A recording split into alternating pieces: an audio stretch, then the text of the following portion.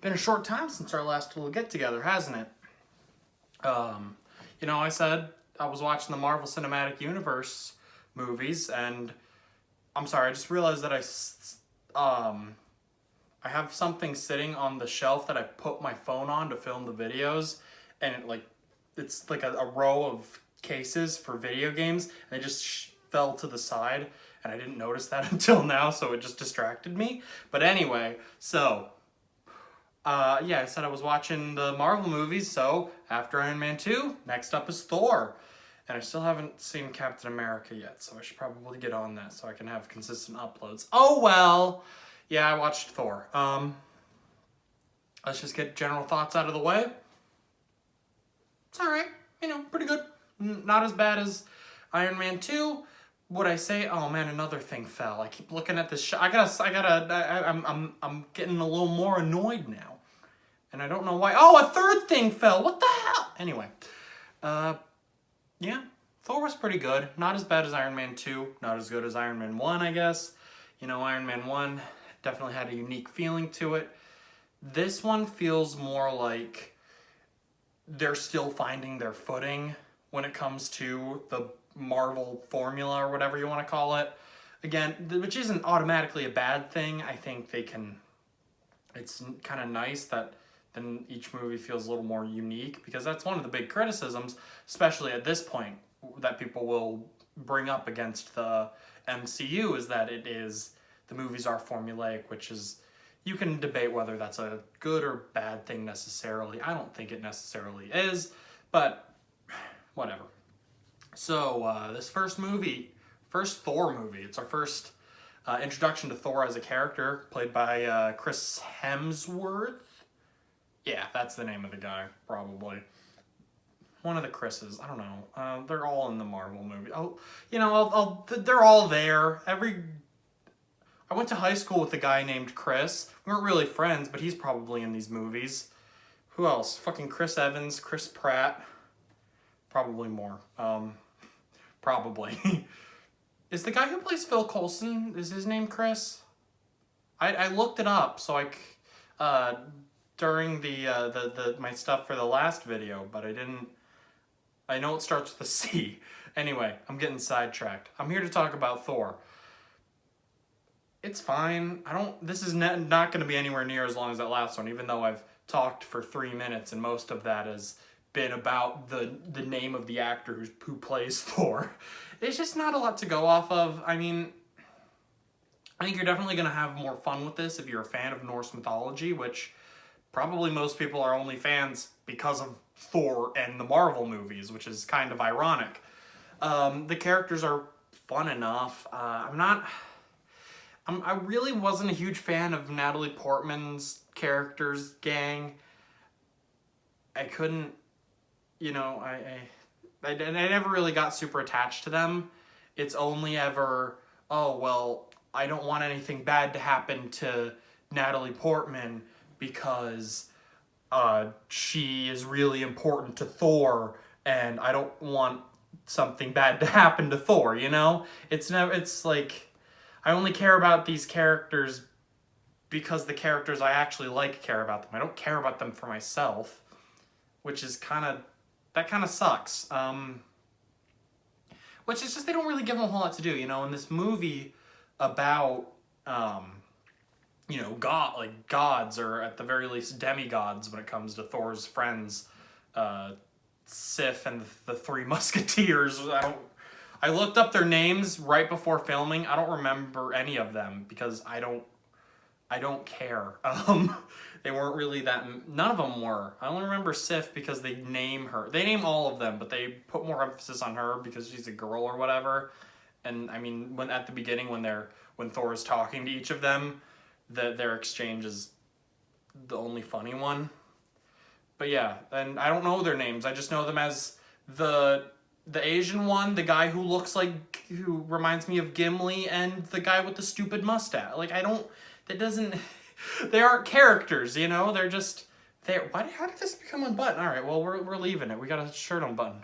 I feel like I'm like a 70s porn star or something with my Hawaiian button-down shirt with like with my chest hair out. Sure, we can talk about Thor. I hope the button didn't fall off. No, it didn't. All right, so we can do the rest of the video. I don't need to cut that out. Yeah, it's fine. The action's decent. Hawkeye makes a cameo. He's not really a major character at all. He's only in one scene, but it's like, oh, I know who that is. Oh, he grabbed a bow and arrow. Oh. You know, it's like he has less of a role than Black Widow has in Iron Man 2, you know? They're the characters who aren't unique or interesting enough to have their own movie. So instead of just dumping them in the first Avengers movie, they have to stick them in as little side characters, which is fine. In this one, it's just a cameo. I doubt he shows up in Captain America. Like, maybe, because don't they at some point do a time skip to modern day, and then maybe he's there? I don't know. I don't know. Again, I haven't seen the movie yet. I've been meaning to. Maybe I'll watch it tonight. I said I was going to yesterday, but then I never got to it, and which I also said the day before that, which means that if we're going off of patterns, because I'm saying that I'll watch it today, that probably means that I will not watch it today, which is fine. I'll get to it. But yeah, you know, Phil Coulson's there. He's all right. I think Loki's cool. He's a little underused, actually, which is a little disappointing to me, because at this point, he's not a villain yet, you know? He becomes a villain in the first Avengers movie, and then it goes on. But at this point, he's just kinda... He's a good guy at the beginning, and then he's like, hey, wait a minute. Why am I not affected by the Frost Giant powers? Hey, Dad, am I a Frost Giant? Why did you lie to me? Which, like, you know, maybe don't wait a couple hundred years before you tell your kids that they're adopted. That's just general parenting advice, but who am I to give parenting advice to a ancient god who's been alive for the entirety of I don't know Norse mythology enough. Speaking of Norse mythology, though, just the whole depiction of Asgard is pretty neat. Honestly, the only thing that holds it back is the CGI not being amazing. I mean, it's a little over 10 years old at this point. But I definitely think, again, it's one of those things where seeing the CGI in these movies and how ambitious they are, it makes me... I'm less disappointed with how it looks and more excited for how good it can look later on, you know? So it's like, they don't look amazing right now, but whatever. So, you know, I'm not really... It's not so bad that I'm going to fault it for it. It doesn't make it unwatchable by any means, which usually bad CGI doesn't, you know, if you can... Depending on when it came out and how bad it is and whether or not it's forgivable. In here, it's fine. It's not bad by any means, though. Like, I'm just saying it could be better. Like, there are definitely some scenes where it's like, yeah, they're not really there. That looks too good. Are you kidding me? Like, think of a show like something modern, like The Mandalorian. Like 90% of that show, they're in like CG, like sets, which you have no freaking idea because it looks so good, you know? Like The Mandalorian, the show, which it's a TV show, it's not like a movie. That looks amazing. I forget what the name of the thing they use for it is, but whatever. I'm excited for that. I'll review season 2 when it comes out. I mean, I don't want to rewatch season 1, maybe I will, probably not. But I do want to review season 2 when it comes out.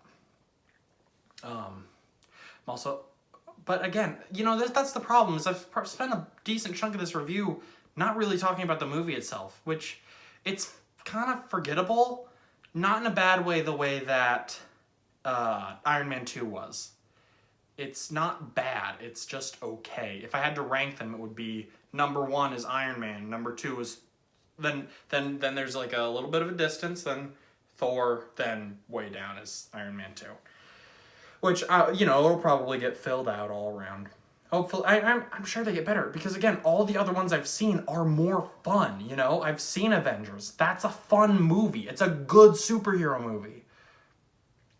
Same with both Guardians of the Galaxy. They're fun, good movie, which you want a movie like this to be fun. Now, don't get me wrong. That's not saying that you can't have any dramatic moments, or you shouldn't. You 100% should. There's a reason. Action movies are good because you care about the characters. Yeah, there's a little bit of fun of just watching two dudes beat the living shit out of each other, or watching one guy beat the shit out of a bunch of random guys, but what makes the movies good is caring about why and like who these characters are, you know? And, you know, Loki is good. Again, I said he was underused, which disappoints me because this is him. Like, there is a distinct turn. It feels like he turns almost instantly. Like, I feel like there should have been more build-up to his eventual, like, all right, fuck you, I'm taking over. Fuck you, I'm gonna let the ice giants come here and kill you. And fuck you, I'm gonna send the destroyer after Thor and his friends to kill him. And then I'm gonna let myself fall into the void so I can go into a wormhole and show up in Avengers. It feels like there's the distinct point is when when Odin goes into the Odin sleep and Loki becomes king. I feel like there might be a deleted scene or something that shows him. I wanted more like introspection for Loki because he's not necessarily evil. He's the god. He's the god of chaos in Norse mythology. Is that it? Or is he the god of he's a trickster, you know? He's not automatically evil. He doesn't, not in every interpretation does he have to be evil. Because it's like we know Thor thinks of him only as a brother. Thor loves his brother Loki, you know, and it's like, yeah, they fight because Loki's a little bitch, but you know, it's not as cut and dry as Thor good, Loki bad, you know? I mean, at least not until Avengers 1, and then after that it's whatever. But yeah, again, it's always like, I feel the same way where it's like, I want to know what happens with these characters next because I know they can do so much more. And again, these movies right now aren't bad, but they can be better. They just haven't gotten there yet. So I'm really which is disappointing when you want to make a big commitment and watch all of these movies. Because you want to see these characters get to that really good point. But then you gotta just wait for them to get there, which isn't fun, you know? Don't get me wrong, the characters are fun.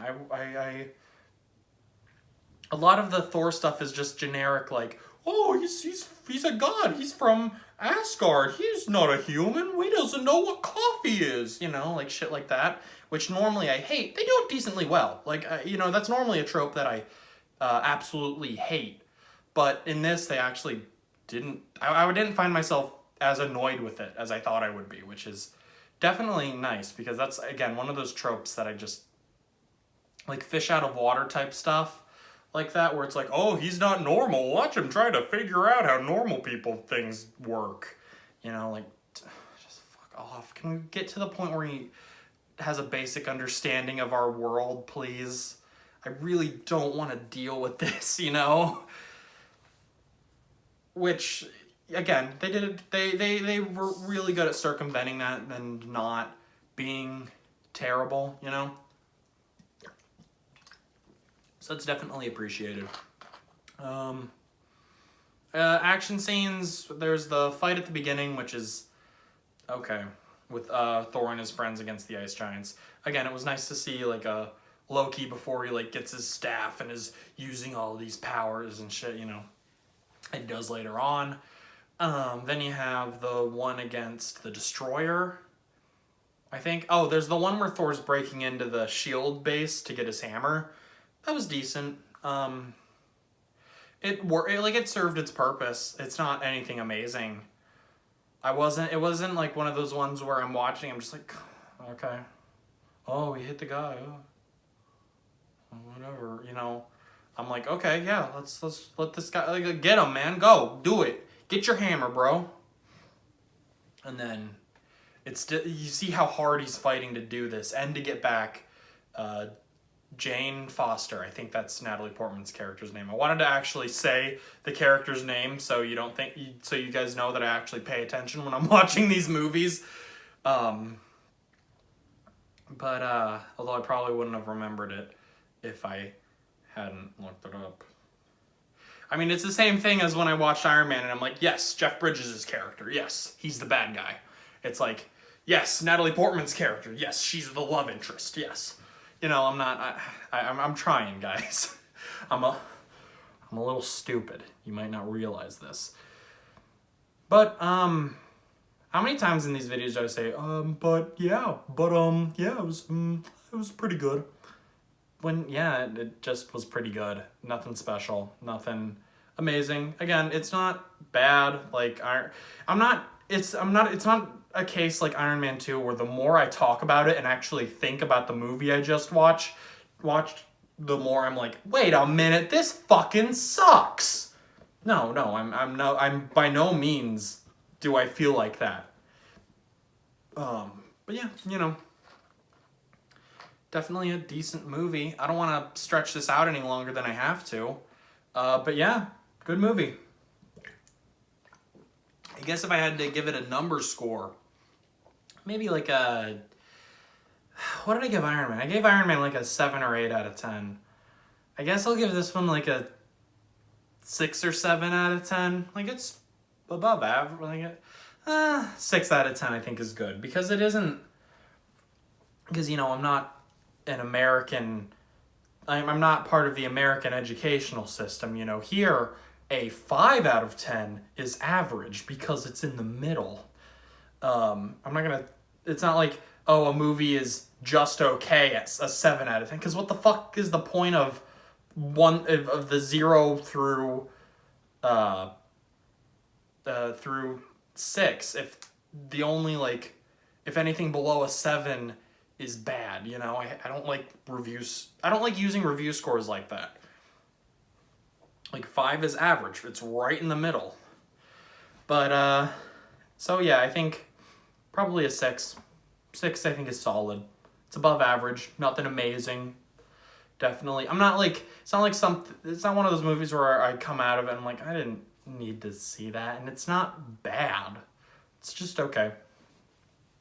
Yeah, it has some cool moments. It's one, I think, if it weren't for the fact that I was excited to see where they go with, you know, Thor and Loki specifically, I probably wouldn't rank it any higher. Like, I probably would have made it a 5. Before I go, I guess I want to talk about the post-credit scene just for a minute. It's Nick Fury showing the one scientist guy I mean, I know it's the Tesseract. I know a thing or two about the Marvel Universe. I know what the glowy cube is, which I'm assuming, because yeah, that usually has to do with, if you're a fan of Marvel Comics, feel free to correct me. Unless it's a spoiler for Captain America, then just don't. Obviously it has something to do with Captain America, because that's coming next. I mean, the end credit scene for Iron Man 2 showed Agent Coulson showing up at the site where Thor's hammer landed, you know? It's not like it's like it's obvious that it has to do with Captain America. But doesn't Red Skull usually like to go after the Tesseract? Isn't that usually how they do things? Which, you know, that's exciting. I've heard good things about Captain America. I've heard that's, as far as the early movies go, that's probably one of the better ones from what I've heard. Like, out of, like, Phase 1 is just up until the first Avengers movie, right? So it's like, and usually, like, the better ones that people talk about, those are the first Avengers movie and then Iron Man and Captain America, right? I'm not just talking out of my ass based on the general opinions I heard from when these movies were coming out, like, 10 years ago, right? I'm not. I know what I'm talking about, right? Whatever. I'm gonna go watch Captain America now, because I've heard that that's pretty good. And yeah, again, expect a video on that sooner than it had, like, again, I think with these Marvel movies, I have the capability to just bang them out because I don't have a whole lot to say. I mean, this video's gone for 20 minutes, but I'm going to try to, in future videos, refrain from talking about the Marvel movies as a whole and just talking about the one specific movie, just so you're not getting 20-minute videos every other day on these things. And so they're just, quick little bite-sized ones. And then when I do have a lot to say, I'm not just talking out of my ass for 20 minutes. But yeah, thanks for watching. I don't usually do this, but like, comment, and subscribe. Am I right, gamers? Am I right, fellow YouTubers? Am I doing it right? Have I made you proud, Dad? But yeah. But yeah, ooh, take a shot every time I say "but yeah" in a video. I mean, if you followed me around in real life and took a shot every time I did it in real life, you would have died like 6 months ago, at least. But yeah.